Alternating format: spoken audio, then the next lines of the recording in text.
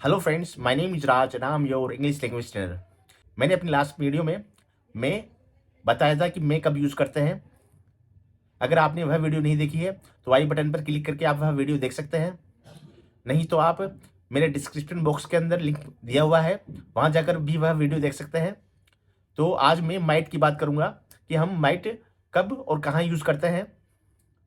तो जैसे मैंने आपको अपनी पिछली वीडियो में मे के बारे में बताया था कि मे जब यूज़ किया जाता है जब हमको 50% श्योरिटी या पॉसिबिलिटी बतानी होती है कि ये काम की संभावना है भी और नहीं भी हो भी सकता है या नहीं भी हो सकता। यानी जहाँ पर शायद का सेंस हो कि ये काम होगा भी और नहीं भी, तो मैं यूज़ करेंगे। लेकिन जब आपको 10% ही श्योरिटी हो कि ये काम 10% की संभावना है कि ये काम होगा और 90% संभावना कि ये काम नहीं होगा, यानी आपकी पॉसिबिलिटी कि शायद ही, यानी शायद ही ये काम आप करोगे, तो आपको माइट यूज करना है। यानी किसी काम की ओनली 10% होने की संभावना हो, यानी 10% होने की संभावना हो, यानी शायद ही वो काम आप करोगे।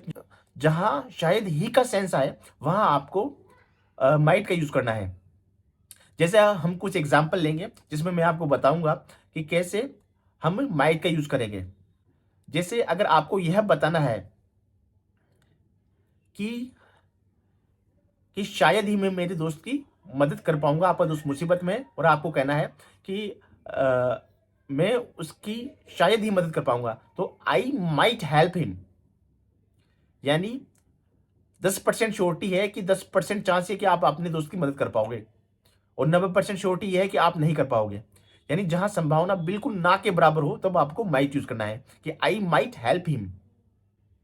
इसी तरह यदि आपको यह बताना है कि मेरी जो गर्लफ्रेंड है शायद ही मुझसे शादी करेगी, तो यहां पे शायद ही की यानी माइट, यानी ना के बराबर श्योरिटी है, तो my girlfriend might marry me.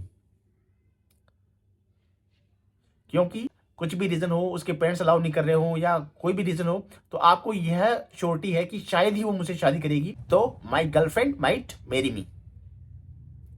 इसी तरह यदि आपको कहीं पार्टी में जाना है और आपको ना के बराबर टाइम है कि आप वहां जा सके, तो आप उससे कहोगे कि ना के बराबर चांस है यार, शायद ही मैं आ सकता हूं, तो I might come to the party. इसी तरह यदि आपको यह पॉसिबिलिटी शो करनी है कि शायद ही मेरे दोस्त मेरे घर पे आएंगे, मतलब वो उनका ना के बराबर चांस है कि वो मेरे घर पे आएंगे, तो my friends might come to my home. यानी ना के बराबर चांस है, यानी 10% है, यानी ना 10% का मतलब है ना के बराबर चांस, तो my friends might come to my home, यानी 10% यानी ना के बराबर चांस।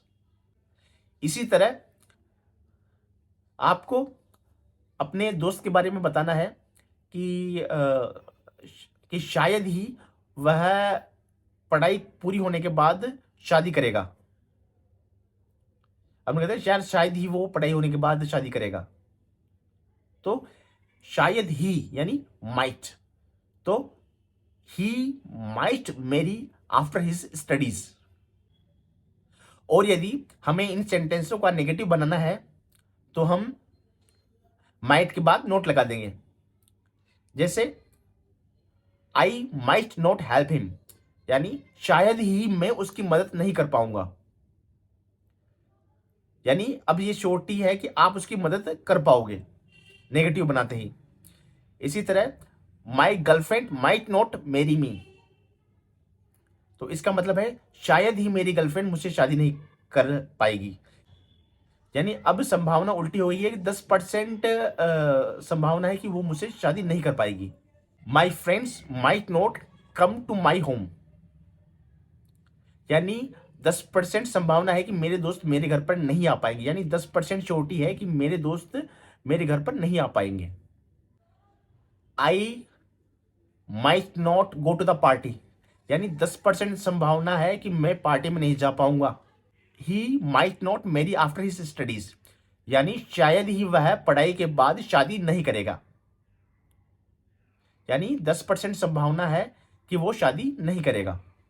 आई होप सो आपको आज का टॉपिक समझ में आया होगा कि हम माइट कब और कहाँ यूज़ करते हैं।